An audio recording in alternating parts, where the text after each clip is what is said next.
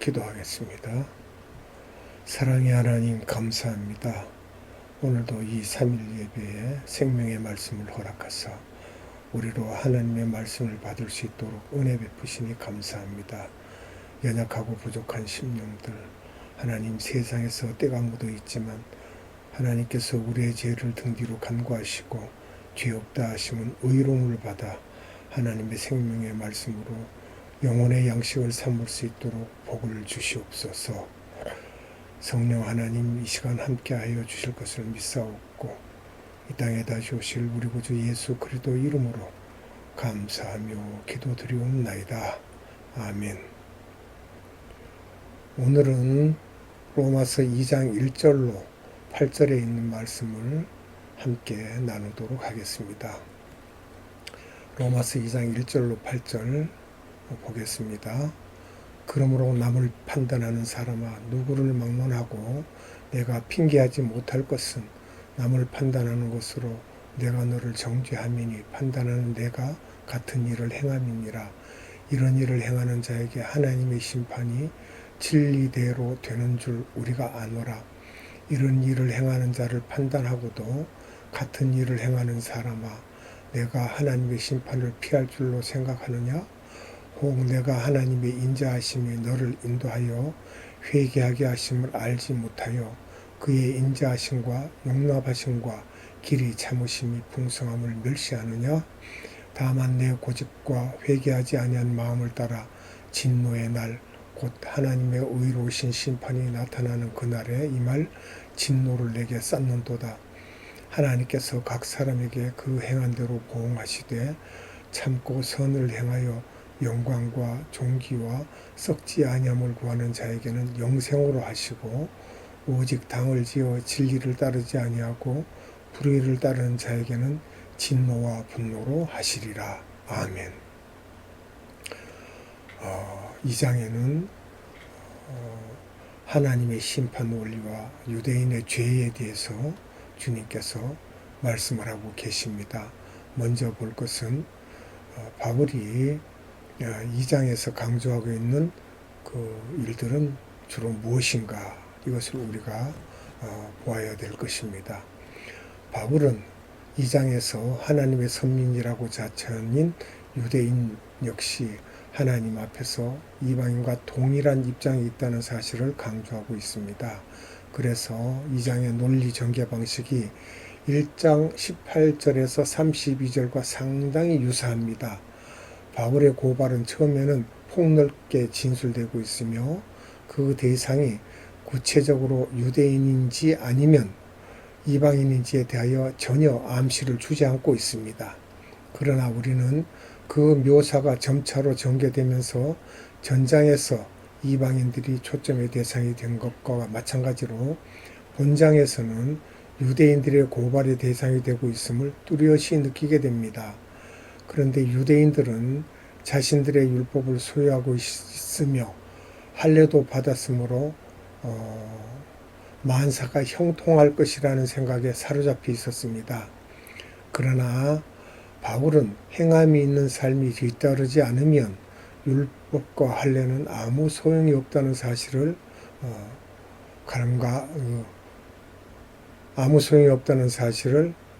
갈파하였습니다.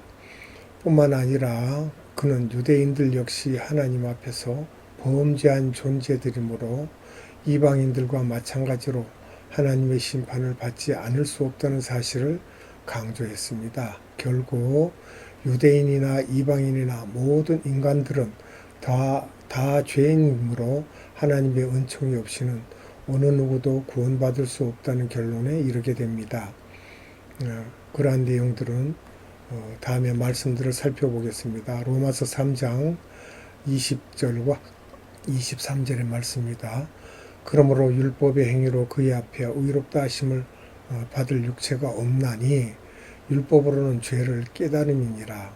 23절에는 모든 사람이 죄를 범하였음에 하나님의 영광에 이르지 못하더니 하였고요.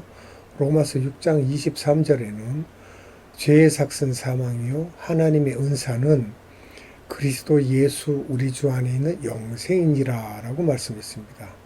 하나님의 은사죠. 그러면 어떠하뇨? 우리는 나으뇨? 결코 아니라 유대인이나 헬라인이나 다 죄 아래 있다고 우리가 이미 선언하였느니라 라고 기록한 바에 의인은 없나니 하나도 없으며 깨닫는 자도 없고 하나님을 찾는 자도 없고 다 치우쳐 한 가지로 무익하게 되고 선을 행하는 자는 없나니 하나도 없도다라고 3장 9절로 12절에 기록되었지요.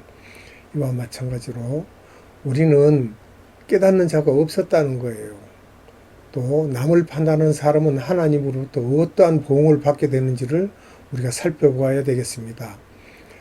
1절로 3절입니다.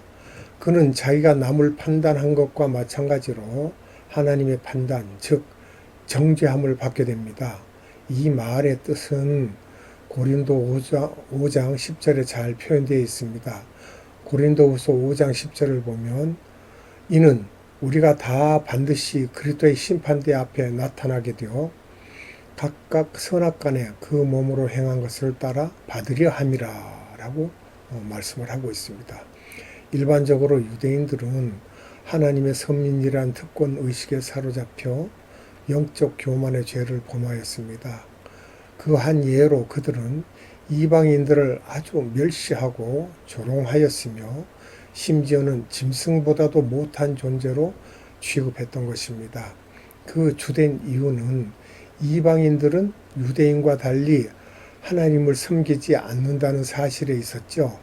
그러나 유대인들 역시 부도덕하고 사악한 것은 마찬가지였으므로 비록 우상 숭배자들은 아니었다 할지라도 하나님을 욕되게 하기는 마찬가지였습니다. 여기 1장 22절에 보면 알 수 있죠. 사실 우리 역시 그와 같은 잘못을 범할 때가 많습니다. 다른 사람들을 쉽게 판단하고 정죄하면서도 자신에게는 지나치리만큼 관대한 것이 그것입니다. 그러나 이러한 잘못을 깨달은 자들은 이제부터라도 더 이상 이 같은 잘못을 범하지 말아야 할 것입니다. 왜?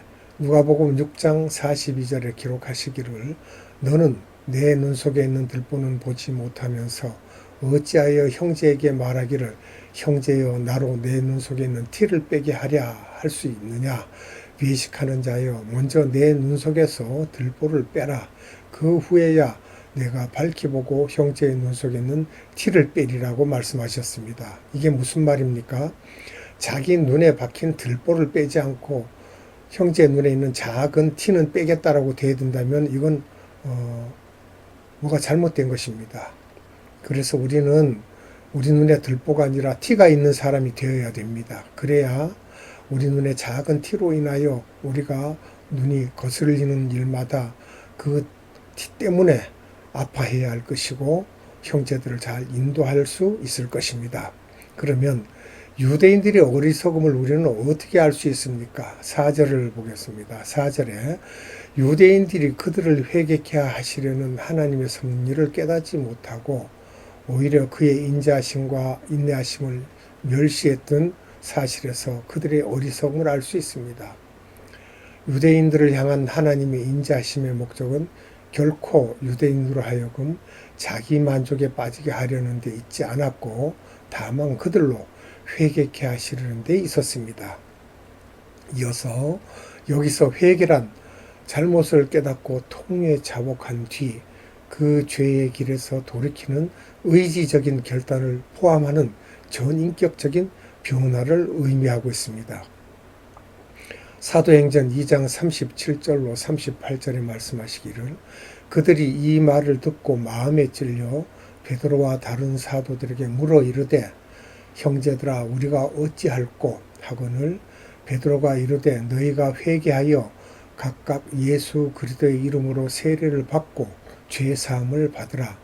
그리하면 성령의 선물을 받으리니 라고 말씀하셨고 사도행전 8장 22절에는 그러므로 너희 이 악함을 회개하고 주께 기도하라. 혹 마음에 푼 것을 사하여 주시리라. 그리고 사도행전 9장 35절에는 루다와 사론에 사는 사람들이 다 그를 보고 주께로 돌아오니라 라고 말씀하였습니다. 그런데 유대인들은 자기들이 하나님으로부터 특권을 받았으므로 이방인들처럼 회개할 필요가 없다고 생각하였습니다. 그 결과 그들은 하나님의 인자하심과 용납하심과 길이 참으심의 풍성함을 멸시하게 되었던 것입니다. 한편 멸시한다는 말은 어떤 것의 가치를 과소평가하는 것이며 그것의 가치를 인정해주지 못하는 것을 의미합니다. 이 말에는 조소와 경멸의 의미가 강하게 내포되어 있다는 것을 말하고 있죠. 즉 유대인들은 자신들의 은혜를 입고 있는 하나님의 인자하심을 제대로 평가하는 일에 실패하고 말았던 것입니다. 특히 여기서 바울은 그리스도인들에게 주어진 은혜의 계시를 배척해왔던 유대인의 불신앙을 다루고 있음이 분명합니다. 여기서 우리는 유대인들을 회개시키려고 애쓰시는 하나님과는 달리 회개하기를 거부하고 자기를 스스로 의롭게 여기는 유대인들의 오만한 모습이 우리에게는 없는지 살펴보아야 할 것입니다. 왜냐하면 우리가 후일의 심판대 앞에 서면 벌거벗은 자와 같이 된다고 하였습니다. 베드로후서 3장 9절에 말씀하시기를 주의 약속은 어떤 이들이 더디다고 생각하는 것 같이 더딘 것이 아니라 오직 주께서는 너희를 대하여 오래 참으사 아무도 멸망하지 아니하고 다 회개하게 이르기를 원하시느니라 라고 말씀하십니다. 자, 그러면 5절에서 또 살펴볼 일들입니다. 유대인들이 하나님의 진노를 받은 이유는 무엇일까요? 그것은 그들이 4절에서 언급된 죄악들을 저질렀음에도 불구하고 마음이 완고하여 죄를 회개하지 않았기 때문입니다. 그런데 죄를 범하는 것은 마음속에 그것에 대한 욕구가 있기 때문이며 또한 그 죄를 회개하지 않는 것은 그 범죄 행위에 대해 죄책감을 느끼지 않기 때문입니다. 이처럼 죄악의 길로 치달으면서도 회개하지 않는 자는 스스로 진노를 쌓는 결과를 초래할 뿐입니다. 신명기 32장 33절로 35절의 말씀을 보겠습니다. 그들의 포도주는 뱀의 독이요 독사의 맹독이라. 이것이 내게 쌓여 있고 내 곳간에 봉하여 있지 아니한가. 그들이 실족할 그때에 내가 보복하리라. 그들의 환난 날이 가까우니 그들에게 닥칠 그 일이 속히 오리로다 라고 말씀하셨고요. 욥기서 14장 17절에는 주는 내 허물을 주머니에 봉하시고 내 죄악을 싸매시나이다. 또 에스겔서 8장 17절에는 또 내게 이르시되 인자야 내가 보았느냐 유다 족속이 여기에서 행한 가증한 일을 적다 하겠느냐. 그들이 그 땅을 폭행으로 채우고 또다시 노여움을 일으키며 심지어 나뭇가지를 그 코에 두었느니라. 아멘. 그게 무슨 말씀입니까? 심판받을 때에 우리 행위대로 심판을 받을 때 주님께서 어떻게 징벌하실지를 말씀하고 있습니다. 심지어 나뭇가지를 그 코에 두었다라고 할 때 얼마나 괴로움을 당하겠습니까? 이와 마찬가지로 유대인들이라고 해서 공의로우신 하나님의 진노로부터 면제될 수는 없습니다. 유대인이든 이방인이든 할 것 없이 범죄한 자들은 모두 하나님의 진노의 대상이 됩니다. 왜냐하면 하나님은 선하시고 또 공의로우시며 악을 미워하시는 분이기 때문입니다. 그러므로 우리는 하나님 앞에서 범죄하지 말아야 하며 서로 범죄하였을지라도 기회를 놓치지 말고 회개하는 자들이 되어야 되겠습니다. 그렇지 않으면 우리도 결코 하나님의 진노를 피할 수가 없게 됩니다. 사도행전 8장 22절에 말씀하시기를 그러므로 너의 이 악함을 회개하고 주께 기도하라. 혹 마음에 품은 것을 사하여 주시리라. 요한복음 8장 33절로 34절에 그들이 대답하되 우리가 아브라함의 자손이라 남의 종이 된 적이 없거늘 어찌하여 우리가 자유롭게 되리라 하느냐. 예수께서 대답하시되 진실로 진실로 너희에게 이르노니 죄를 범하는 자마다 죄의 종이라. 아멘.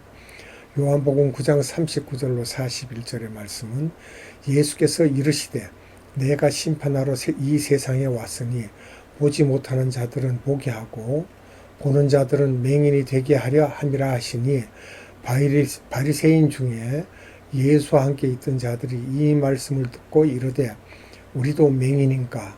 예수께서 이르시되 너희가 맹인이 되었더라면 죄가 없으려니와 본다고 하니 너희 죄가 그대로 있느니라 라고 말씀하셨습니다. 데살로니가 후서 1장 8절로 9절의 말씀입니다. 하나님을 모르는 자들과 우리 주 예수의 복음에 복종하지 않는 자들에게 형벌을 내리시리니 이런 자들은 주의 얼굴과 그의 힘의 영광을 떠나 영원한 멸망의 형벌을 받으리로다. 이렇게 말씀하셨습니다. 그러면 우리가 오늘 보는 내용 중에서 6절과 8절에 대한 말씀을 보면 하나님의 심판 원리는 그러면 무엇일까 생각해 봐야 되겠죠. 하나님의 심판 원리. 하나님께서는 인간이 행한 대로 보응하신다라고 하셨어요. 다시 말해 인간의 행위는 바로 하나님의 심판 집행의 기준이 됩니다. 그런데 사람들이 자기의 행위에 따라 심판을 받는다면 이것은 아무도 행위로는 하나님 앞에서 의롭다 하심을 얻을 육체가 없다는 본 로마서의 주제와 모순된다는 오해를 아주 낳기가 쉽습니다. 그럼에도 불구하고 모든 사람이 각각 그 행한 대로 판단을 받는다는 것은 성경의 전반에 흐르는 사상입니다. 그러니까 말씀을 보면 알 수가 있다는 것이죠. 전도서 11장 9절에 청년들이여 내 어린 때를 즐거워하며 내 청년의 날들을 마음에 기뻐하여 마음에 원하는 길들과 내 눈이 보는 대로 행하라. 그러나 하나님이 이 모든 일로 말미암아 너를 심판하실 줄 알라. 참 두려운 말씀입니다. 네가 행한 대로 하고 싶은 대로 하지만은 그러나 후에 너를 심판하실 줄 알고 있어라 이 말씀입니다. 전도서 12장 14절에 하나님은 모든 행위와 모든 은밀한 일을 선악간에 심판하시리라 라고 말씀하셨고 마태복음 16장 27절에는 인자가 아버지의 영광으로 그 천사들과 함께 오리니 그때 각 사람이 행한 대로 갚으리라 말씀하셨습니다. 요한복음 5장 28절로 29절에는 이를 놀랍게 여기지 말라. 무덤 속에 있는 자가 다 그의 음성을 들을 때가 오나니 선한 일을 행한 자는 생명의 부활로 악한 일을 행한 자는 심판의 부활로 나오리라. 자, 이렇게 말씀하셨고요. 고린도전서 3장 12절로 15절에는 만일 누구든지 금이나 은이나 보석이나 나무나 풀이나 지푸로 이 터 위에 세우면 각 사람의 공적이 나타날 터인데 그 날이 공적을 밝히리니 이는 불로 나타내고 그 불이 각 사람의 공적이 어떠한 것을 시험할 것임이라. 만일 누구든지 그 위에 세운 공적이 그대로 있으면 상을 받고 누구든지 그 공적이 불타면 해들을 받으리니 그러나 자신은 구원을 받되 불 가운데서 받은 것 같으리라. 무슨 말씀이에요? 공적이 불타면 해를 받는다라는 말씀과 그러나 자신은 구원을 받는데 불 가운데서 받은 것 같으리라. 얼마나 뜨겁고 화끈화끈한 그런 입장이 되겠느냐는 말씀이겠죠. 에베소서 6장 8절에는 이는 각 사람이 무슨 선을 행하든지 종이나 자유인이나 주께로부터 그대로 받을 줄을 알미라. 계시록 2장 23절에는 또 내가 사망으로 그의 자녀를 죽이리니 모든 교회가 나는 사람의 뜻과 마음을 살피는 자인 줄 알지라. 내가 너희 각 사람의 행위대로 갚아주리라. 계시록 11장 18절 말씀입니다. 이방들이 분노하며 주의 진노가 내려 죽은 자를 심판하시며 종 선지자들과 성도들과 또 작은 자든지 큰 자든지 주의 이름을 경외하는 자들에게 상 주시며 또 땅을 망하게 하는 자들을 멸망시키실 때로소이다 하더라. 계시록 20장 12절로 13절의 말씀입니다. 또 내가 보니 죽은 자들이 큰 자나 작은 자나 그 보좌 앞에 서 있는데 책들이 펴 있고 또 다른 책들이 펴졌으니 곧 생명책이라. 죽은 자들이 자기 행위를 따라 책들에 기록된 대로 심판을 받으니 바다가 그 가운데서 죽은 자들을 내주고 또 사망과 음부도 그 가운데서 죽은 자들을 내주매 각 사람이 자기 행위대로 심판을 받고, 이렇게 말씀하셨어요. 그러나 우리는 구약시대의 행위와 신약시대의 행위 사이에는 많은 차이점이 있음을 알아야 되겠습니다. 즉 율법시대의 행위는 바로 구원의 조건이긴 하지만 행위가 구원의 원인은 될 수 없었습니다. 율법시대에도 구원의 원인은 오직 하나님의 은혜였습니다. 그것을 우리가 잘 알아야 됩니다. 반면에 복음시대의 행위는 구원의 결과입니다. 따라서 지금 사도 바울이 언급하고 있는 행위는 하나님의 은혜로 구원을 받은 외적인 증거로서 나타나는 행위를 말하는 것임이 분명합니다. 그 말씀을 우리가 살펴보면 에베소서 2장 8절에 너희는 그 은혜에 의하여 믿음으로 말미암아 구원을 받았으니 이것은 너희에게서 난 것이 아니요 하나님의 선물이라 라고 말씀하십니다. 야고보서 2장 17절로 18절 또 22절, 26절 여기에 기록된 말씀은 이렇습니다. 이와 같이 행함이 없는 믿음은 그 자체가 죽은 것이라. 어떤 사람은 말하기를 너는 믿음이 있고 나는 행함이 있으니 행함이 없는 내 믿음을 내게 보이라. 나는 행함으로 내 믿음을 너에게 보이리라 하리라. 너가 보거니와 믿음이 그의 행함과 함께 일하고 행함으로 믿음이 온전하게 되었느니라. 영혼 없는 몸이 죽은 것 같이 행함이 없는 믿음은 죽은 것이니라. 아멘. 우리가 교회 생활을 하더라도 교회에 헌신하고 봉사하는 것이 별것 아니라고 생각할지 몰라도 하나님께서는 우리 일거수일투족을 다 보고 계시고 그 행함에 대한 대가를 다 알고 계신다는 것입니다. 한편 교회 내에 있는 알곡과 가라지는 행위의 열매를 보면 알 수 있습니다. 구원을 얻은 자들은 참고 선을 행하여 영광과 존귀와 썩지 아니함을 구하지만 그렇지 않는 자들은 오직 당을 지어 진리를 배척하고 불의를 따릅니다. 그러므로 우리는 보다 풍성한 열매를 맺기 위해서는 먼저 그리스도 안에 거해야 하며 하나님의 말씀에 순종할 뿐 아니라 끝까지 인내하면서 노력하고 애쓰는 삶을 살아야 하겠습니다. 베드로후서 1장 5절에서 11절을 읽고 오늘 말씀을 마치도록 하겠습니다. 그러므로 너희가 더욱 힘써 너희 믿음의 덕을, 덕의 지식을, 지식의 절제를, 절제의 인내를, 인내의 경건을, 경건의 형제의 우애를, 형제의 우애의 사랑을 더하라. 이런 것이 너희에게 있어 흡족한즉 너희로 우리 주 예수 그리스도를 알기에 게으르지 않게 하고 열매 없는 자가 되지 않게 하려니와 이런 것이 없는 자는 맹인이라. 멀리 보지 못하고 그의 옛 지혜가 깨끗하게 된 것을 잊었느니라. 그러므로 형제들아 더욱 힘써 너희 부르심과 택하심을 굳게 하라. 너희가 이것을 행한즉 언제든지 실족하지 아니하리라. 이같이 하면 우리 주 곧 구주 예수 그리스도의 영원한 나라에 들어감을 넉넉히 너희에게 주시리라.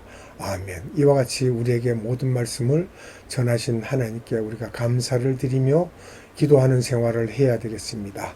기도합시다.